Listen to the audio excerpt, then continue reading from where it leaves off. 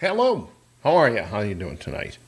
Glad you're here. It is, let's see, just about 5:30, about 8:30 Eastern Time, 5:30 here on the Western Tier. If we haven't become acquainted yet, my name is Ellliott Francis. This is now live, Thursdays, every Thursday here, just about this time in the evening or in the afternoon. Depends on where you are. Thanks for joining us. Boy, a lot of stuff going on this week. 19 days. 19 days until the election. Can you believe it? Frankly, I don't know about you, but I'm all set for this to be done. I am where I need to be. A lot of people I know are where they need to be in terms of who they're going to vote for. I hope you are one of them.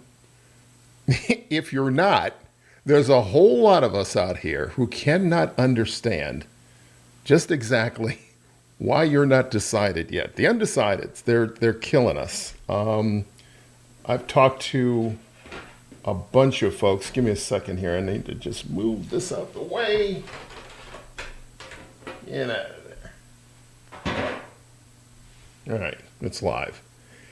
A bunch of us are just baffled by the small percentage of people who are still claiming to be either undecided or I don't have enough information. I don't know quite, what are you doing? Where you been? And actually, it's that last point that that many think is at the center of why these people don't really know what they're going to do in 19 days or before. Because remember, early voting has started. Early voting, by the way, one of the things this week, just nuts down in Georgia, where 300 on the first day of early voting on Monday, 300,000 people showed up to vote on the first day alone. I haven't gotten the figures yet for the second or third day, which would be Tuesday and Wednesday. But on that first day, 300,000. That is over 125% over the amount of people who voted early in 2020. And so one of the things we understand about the process of early voting is that in general, early voting always benefits the Democrats when you consider what 48%, roughly 45% of all registered voters in the country, and we've talked about this before, tend to be Democrats. Less than 38% tend to be Republicans. So if everybody gets out there to vote, and again, we've talked about this before, you can almost be assured that there's a Democratic victory. However, this year, you know how it's been rolling. A lot of people aren't sure of who they wanted to vote for, especially when Biden was still in the race. It just made for a real mess.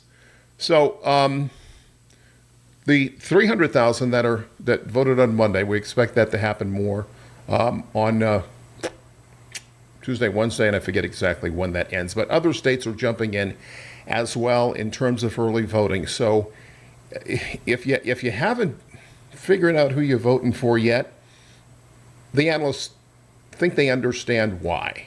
Because you're just getting into the picture.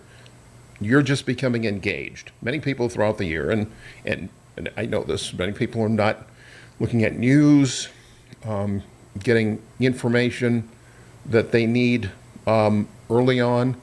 This election or the campaigning season roughly has been going on since about 2018. Nobody's been engaged that long.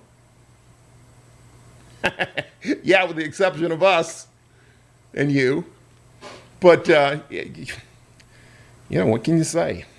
People, after Labor Day, that's when most people get engaged. So we have a lot of people who are just getting around to it with 19 days left to go. Shit. So get on it, people. Come on, let's go. Get off your ass. It's time to vote. And again, it's important to vote for whoever you're voting for. Although we hope you vote the right way. It's that vote begins with a K. Okay? Just keep that in mind. One other thing this week that you want to be aware of, I didn't pull it up here, but I certainly should have. And I just thought about it at the last minute. You'll recall that Georgia, going back to Georgia, which is a huge battleground state. Let's see if I can just pull this up for a second. Georgia, here we go. Georgia, as a battleground state, had a problem a couple of months ago, you recall, with a group of 5 people called the Georgia Election Committee, I believe it's called. I'll pull it up in a second. They, oh God, can't do this. Sign in again. They came together with a set of rules. And those set of rules were prescribed by them. And essentially the rules were meant to engage in voter suppression in Georgia. And so a number of people looked at that. 3 people, in fact, it's a 5-member group. And hang on a second, let me just open this up. Continue. So that 5-member group that came up with a series of rules that they thought, oh God, a series of rules that they thought were legitimate for the voting process in Georgia, was passed by them. And when it passed, the press, the news, covered it as if it was in stone, like it was law, and it wasn't. One of the things you'll probably remember from reporting is that they wanted to, among other things, have a hand count of all votes in the state of Georgia, which would have slowed things down immeasurably. And again, just told you, 300,000 people voted on the first day of early voting. That's just the first day of early voting. Imagine what they're looking at in terms of the overall vote totals in Georgia. And their new rules, one of their new rules, would have required all the votes to be counted by hand. The idea that some people thought was that they were looking to slow things down to the point where if it came down to one state, and if that state were Georgia, the GOP MAGA contingent could delay the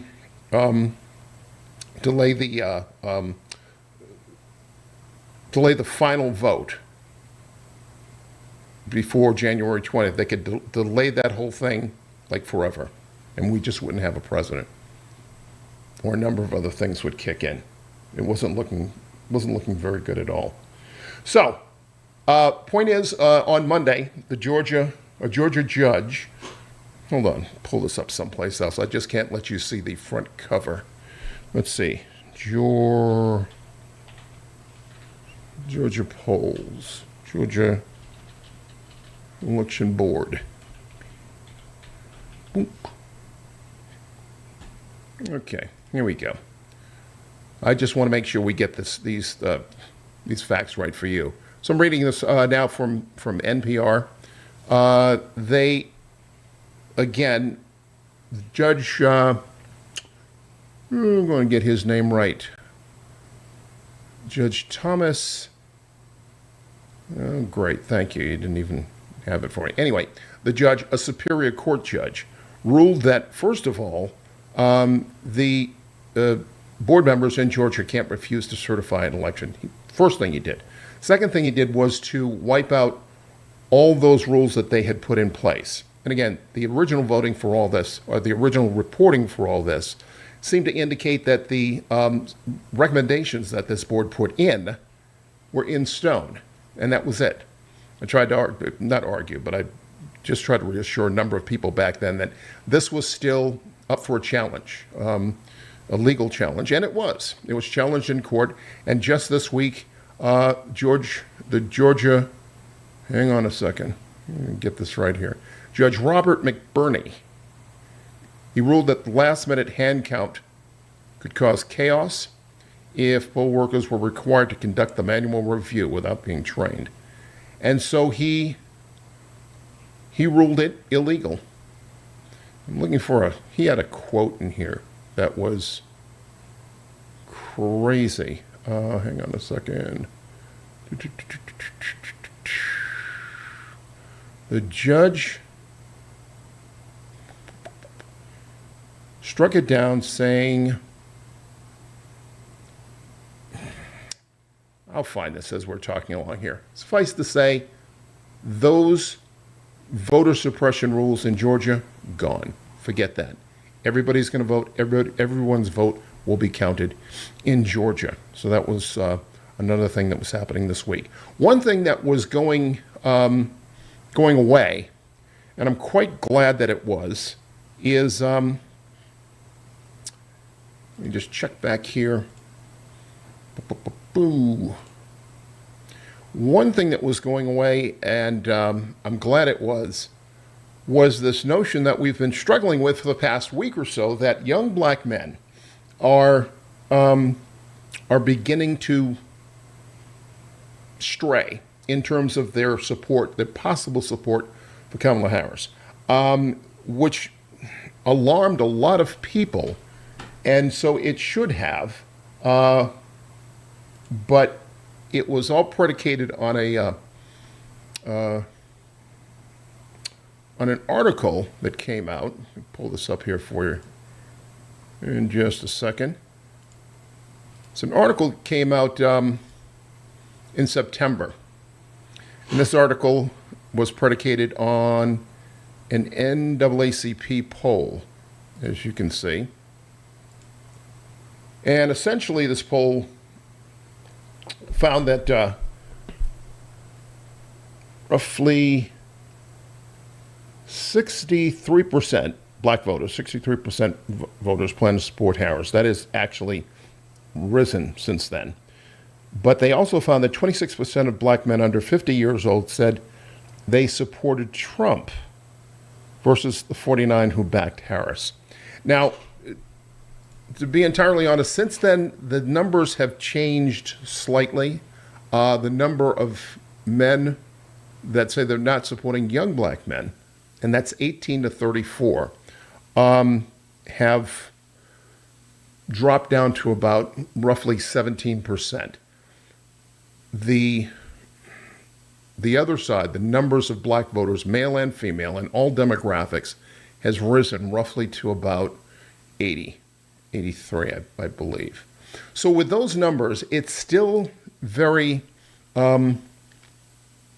possible, not more than possible, in fact, that she'll have strong support in the black community. So the numbers of young black people, young black men, while it's disturbing, is not catastrophic.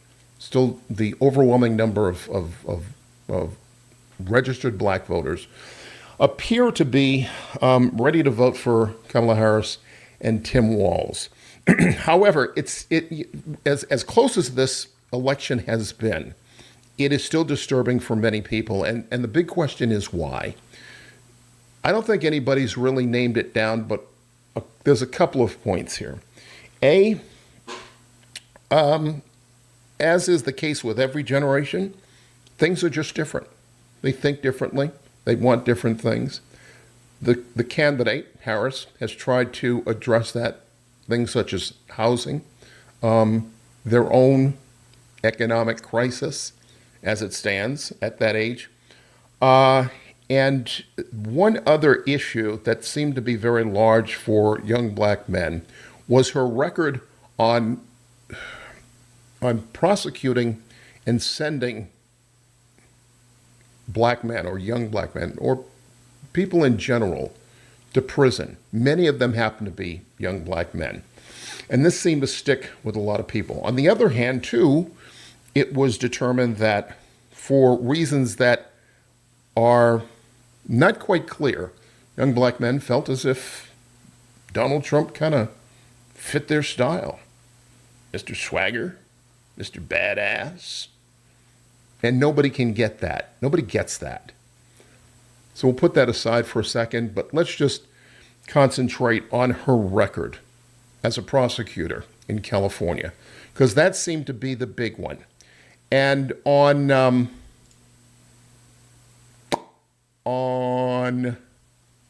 Monday, I believe it was, Monday she went on a radio town hall with Charlamagne the God, of course, from the Breakfast Club, on a special edition of the Breakfast Club, and talked about a number of issues. It was highly anticipated, but particularly because we had been talking about the fall in support from young black men the previous week. And it was, frankly, it was getting a little annoying. Many people thought, oh, God, why are we talking about this? We have an almost overwhelming number of black voters who are going to the polls. Yes, the young black men may not make a drop in the bucket, but I guess we still have to be concerned about it. But the news, as is the news's want, was chewing over it over and over and over again. And again, I know that territory, having worked in news for 45 years as an anchor reporter. So it is, it's not unusual that news would hang on to it for that long, but the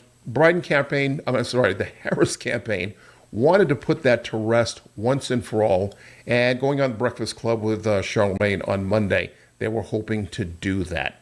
And it appears as if they have, because we haven't heard much of it since then.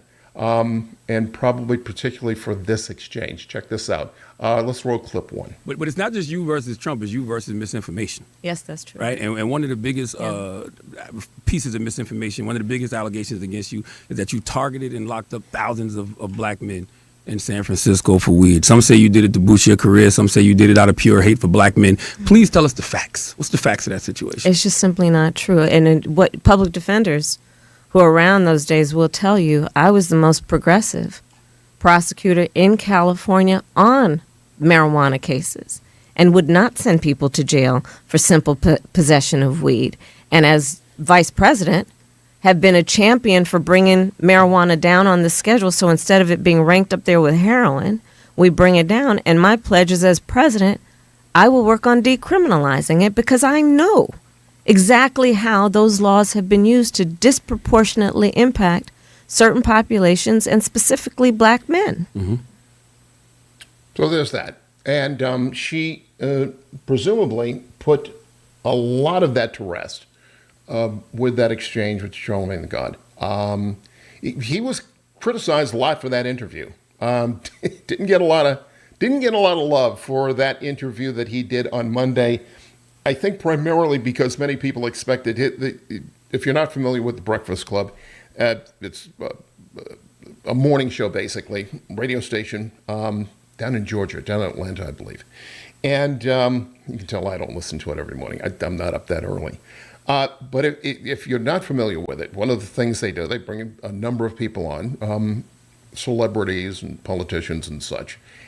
And they were very good at times at doing what we call in the business sandbagging people.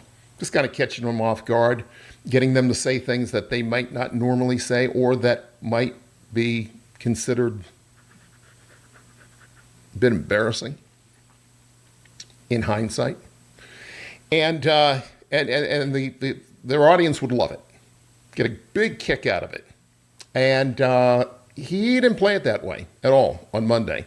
Frankly, I have to give him a lot of credit for it, because I thought it was a fine, straight-ahead interview, an interview that you might expect during the campaign season. And so he asked the questions that I think many young black men and young people in general were looking to have answered. And it was straight ahead, no chaser, and fine interview. And I think she was able to knock things or put things to rest during that half an hour, I believe.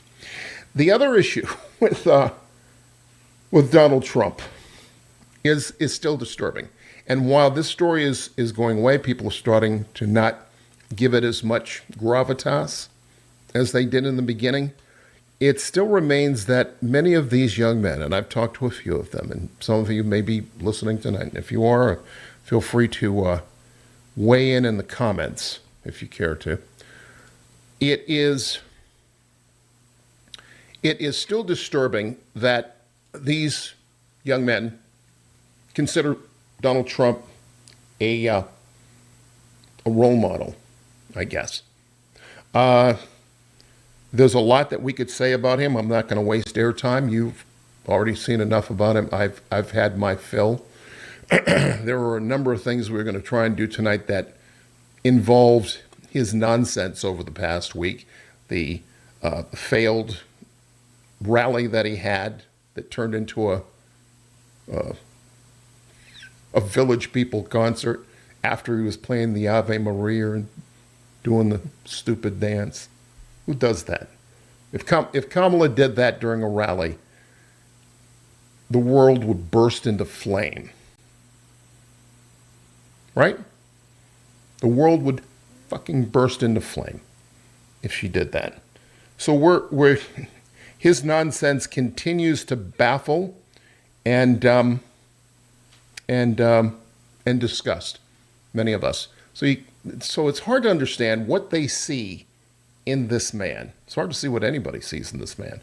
But there are 37 to 43% of the registered voting public in the country who say they want to vote for him. And now we have a certain subset of young people who would like to do that as well. It's hard to understand.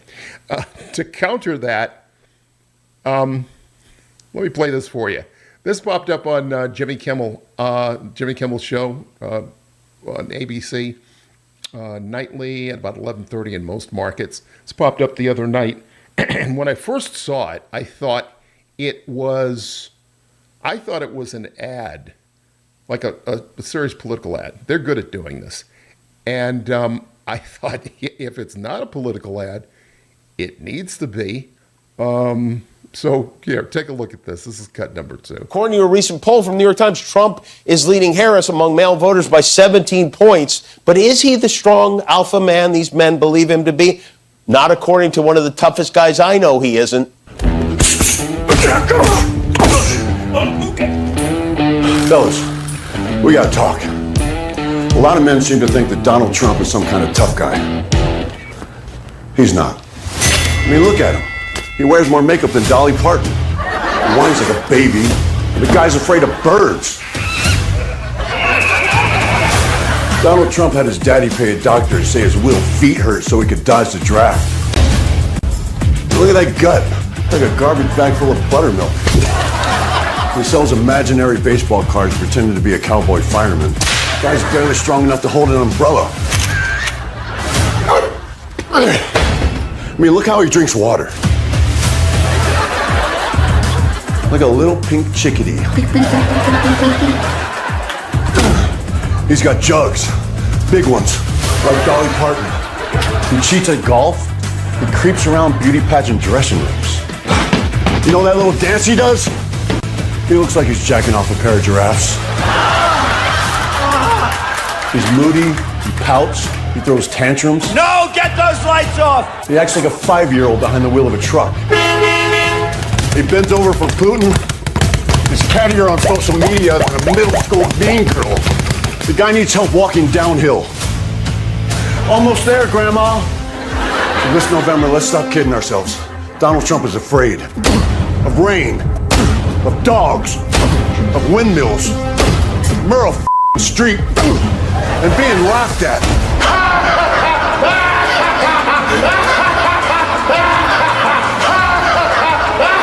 Isn't it past your jail time? Mostly, he's terrified that real red-blooded American men will find out that he's a weak, tubby toddler. Mommy, take me home. Mommy, I want to go home. What's wrong, tough guy? Did someone grab you by the Whiny bitch. Paid for by guys who can still see the room.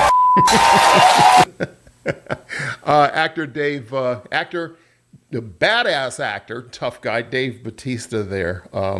Just incredible. Love that. So anyway, there's that.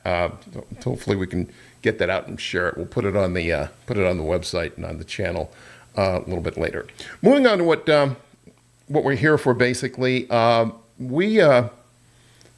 Everybody was in anticipation this week of watching the Fox interview over on Fox News. Of course, it was announced earlier in the week that Kamala Harris would meet with anchor Bret Baier over at Fox News, do about a half-an-hour interview. And of course, I think most people were looking forward to this in the sense that she hasn't been Fox News at all.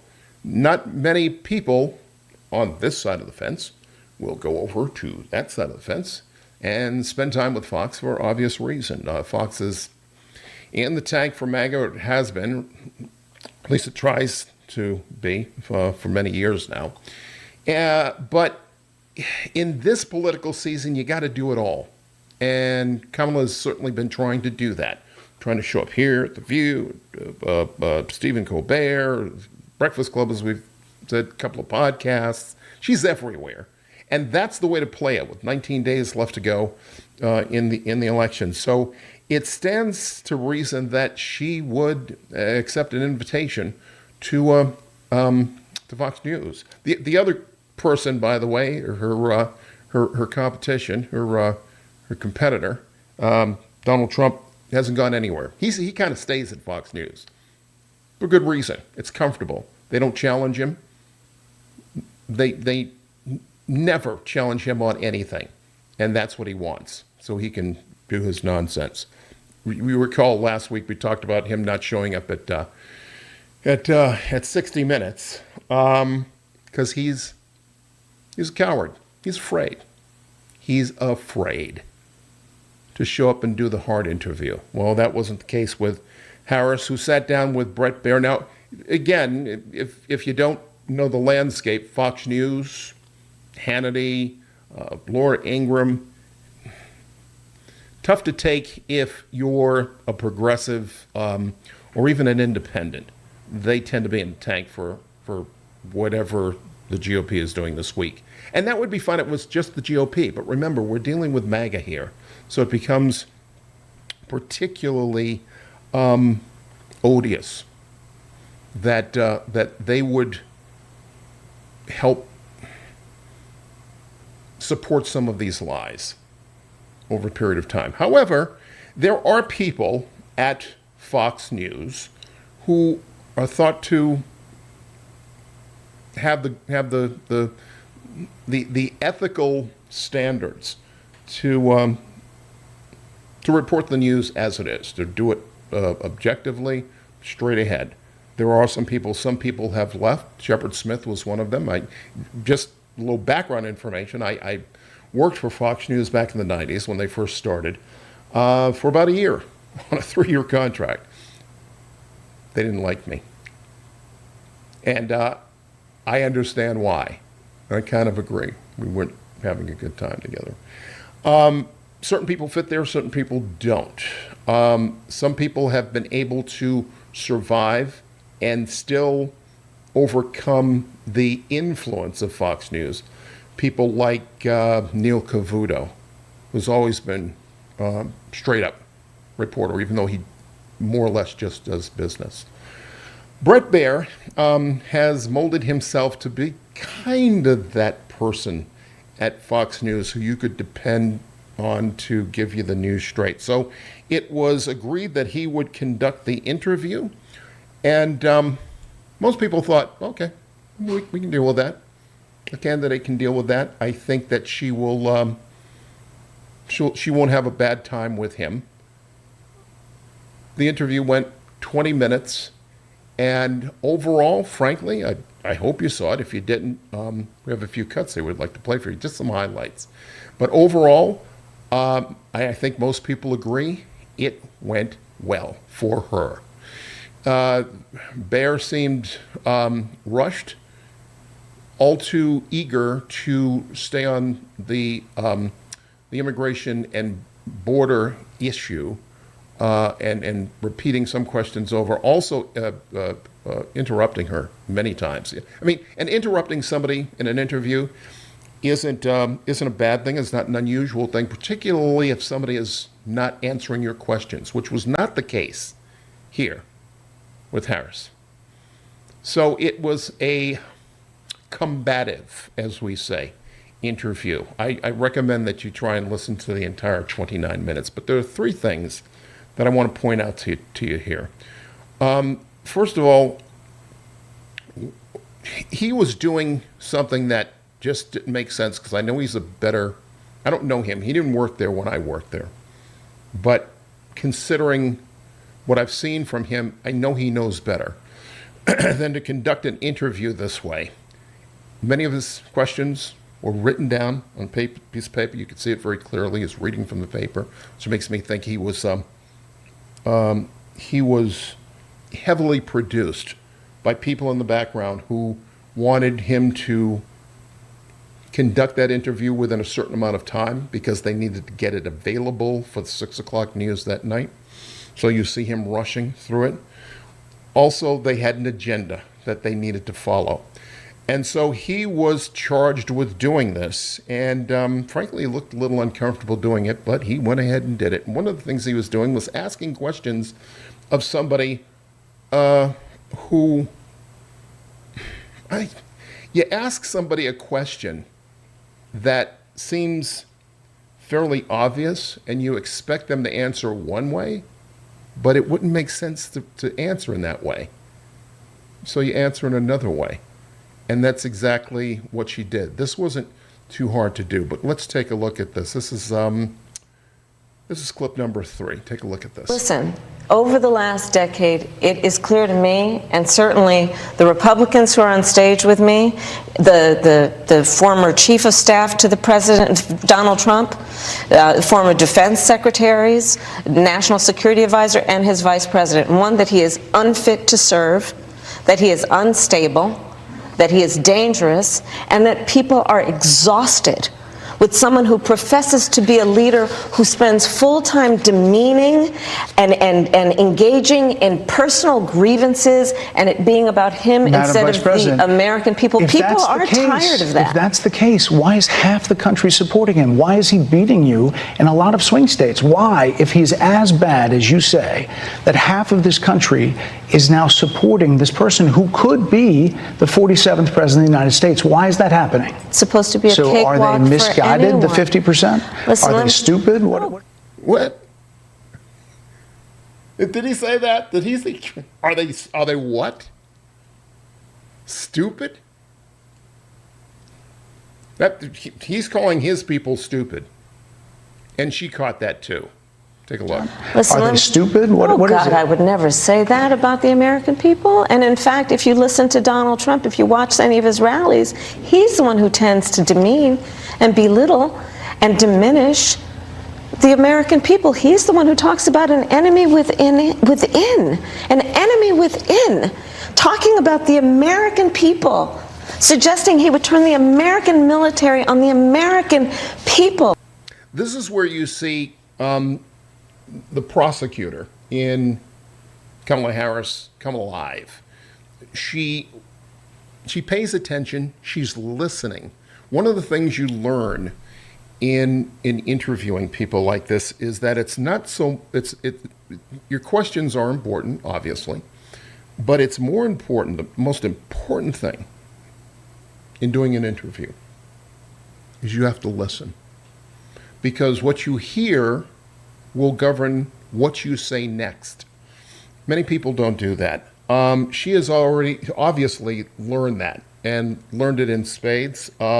She heard that right off the bat. And of course, again, you're gonna, it kind of, you're gonna say, what do you think? You think the people are stupid? Oh yeah, Bret. Yeah, people are really stupid. Of course, many of us in the back of our minds, thinking of many people who we've met and seen who are part of this MAGA cult, we might come to that conclusion. But to come to that conclusion and kind of process it intellectually is a lot different than admitting to that on camera, especially if you're running for office. And that it's just, you want to call stupid? It's a stupid question, Bret. Stupid question. She went on to do something that was quite remarkable, in fact, in that interview. And again, this demonstrates her skill. She said this very early on. I'm coming at you with years of experience as a courtroom prosecutor, an attorney general, and certainly as a U.S. senator. But it's that time that she spent as a prosecutor that seems to serve her well. And she said it would. She said it would. She told us all that experience that I had, believe me, that's going to come into play. You've already seen it in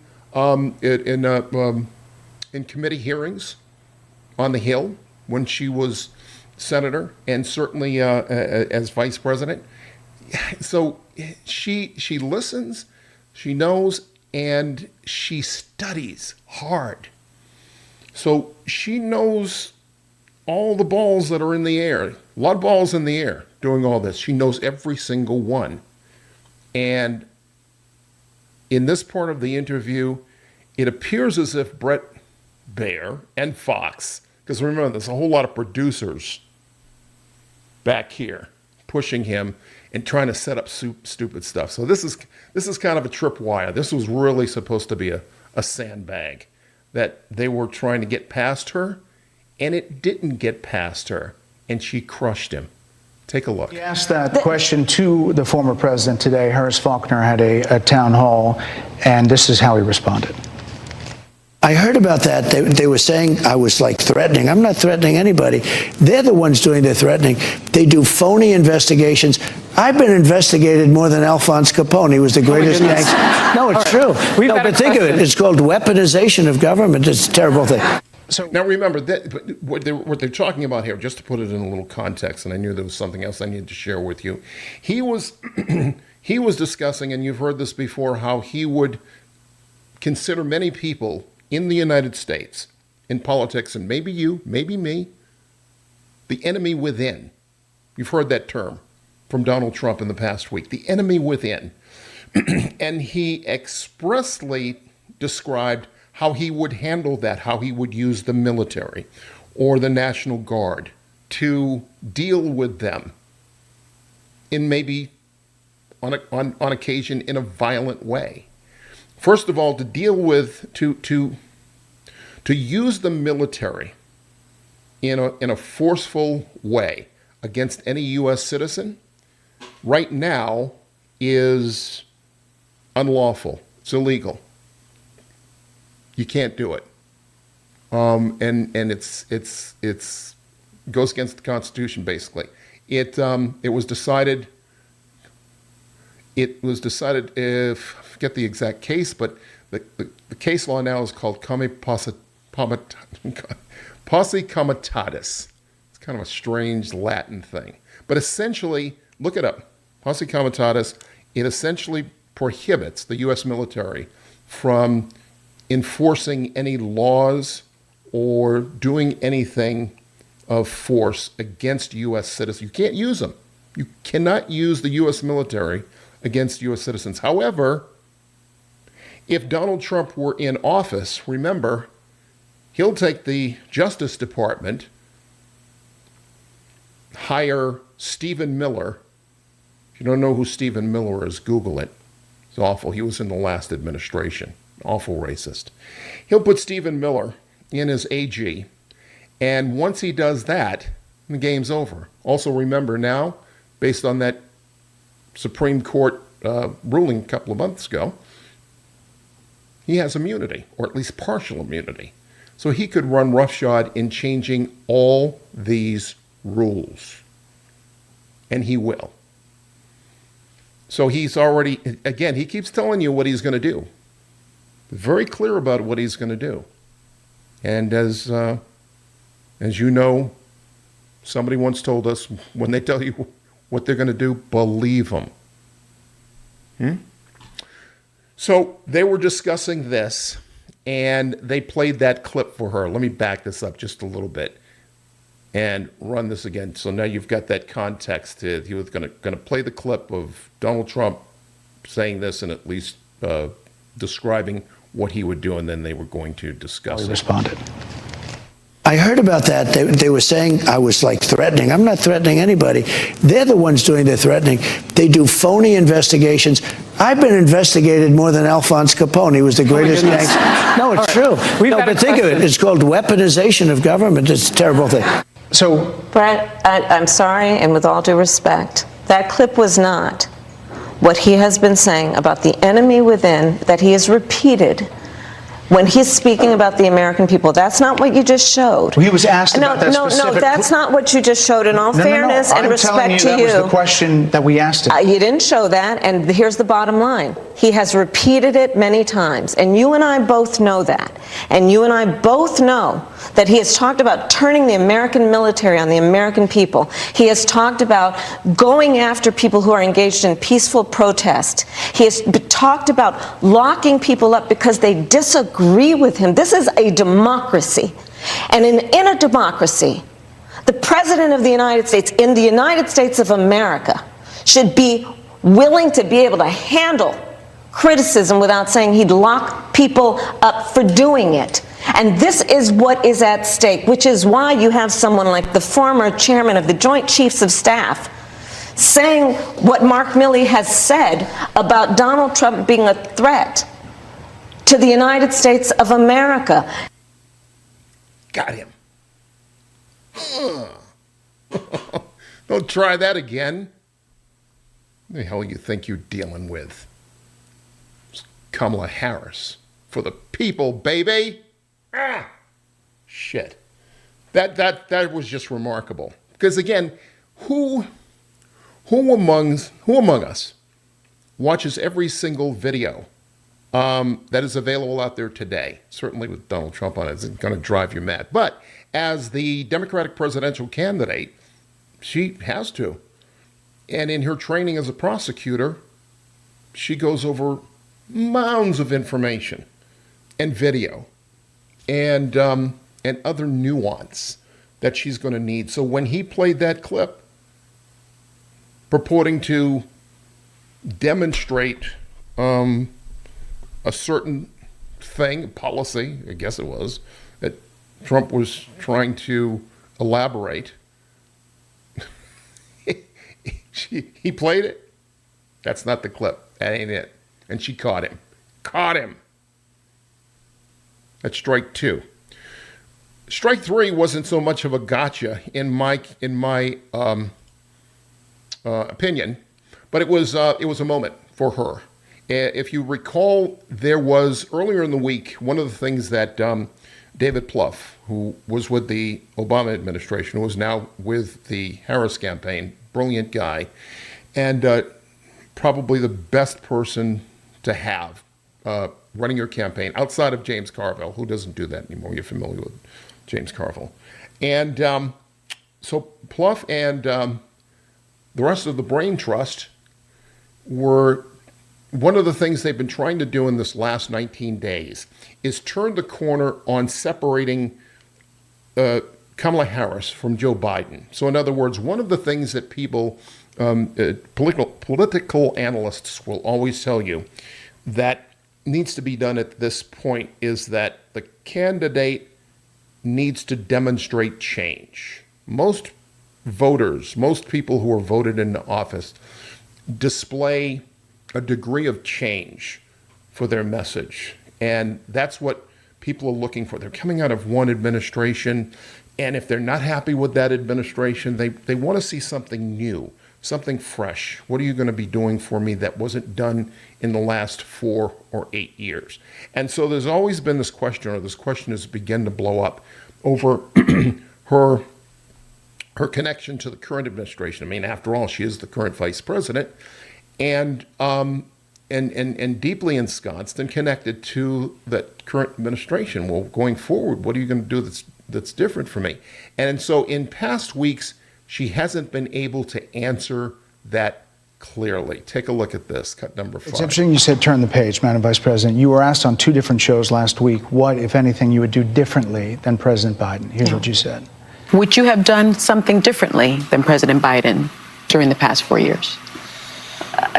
There is not a thing that comes to mind in terms of, and I've been a part of most of the decisions that have had impact. Under a Harris administration, what would the major changes be and what would stay the same? Sure. Well, I mean, I'm obviously not Joe Biden. I know. And so that would be one change in terms of, but also I think it's important to say with, 28 days to go, I'm not Donald Trump. Yeah, so she was having trouble articulating that point over the past week, as you saw with Stephen Colbert and with The View. And it became a little worrisome for the for the Harris campaign because a lot of pundits popping up on the shows, everybody with an opinion, was describing her as not having the connection to disassociate herself with the current administration. That was becoming a problem. My guess is, coming up on this interview, they anticipated. You can kind of, everybody knows where everybody's faults and where their strengths lie, going from interview to interview or going from competitor to competitor. And so the Harris campaign, I'm sure, anticipated that one of the questions would be over this point, because it was becoming a bit of an annoyance for her, and they were ready for it.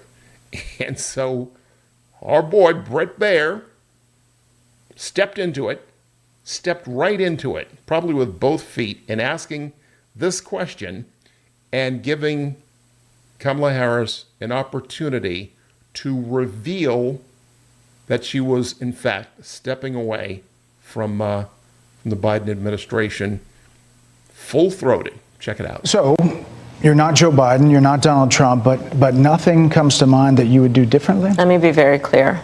My presidency will not be a continuation of Joe Biden's presidency. And like every new president that comes into office, I will bring my life experiences, my professional experiences, and fresh and new ideas. I represent a new generation of leadership. I, for example, am someone who has not spent the majority of my career in Washington, D.C. I invite ideas, whether it be from the Republicans who are supporting me, who were just on stage with me minutes ago, and the business sector, and others who can contribute to the decisions that I make about, for example, my plan for increasing the supply of housing in America and bringing down the cost of housing, addressing the issue of small businesses, which is about working with the private sector to bring more capital and access to capital to our small business leaders, including my plan for a $25,000 down payment assistance for first-time home buyers and for small businesses, extending the tax deduction from $5,000 to $50,000. We've heard a lot. Big announcement. That was a big announcement. That's what we call making news in the interview. It was covered. It probably wasn't covered as much as I think it should. Part of the reason for that was today's big news, of course, the killing of the Hamas leader Yahya Sinwar over in Gaza. And that was a big deal. I want to elaborate on that. You probably have seen it. If you haven't yet, go look. It is a big deal, but we're running out of time here. But that kind of took the news cycle away, and unfortunately, a little steam out of that. But you'll be hearing that once that this breaking news of the death of the Hamas leader tends to diminish over the next day or so. I think you'll hear that rolling back in, because that was a biggie. Having her disassociate herself with the Biden administration, or at least implying that going forward, she's going to be her own woman, her own president going forward. And we expected it. So there. 19 days left to go. And we will be here every week, leading right up to that Tuesday.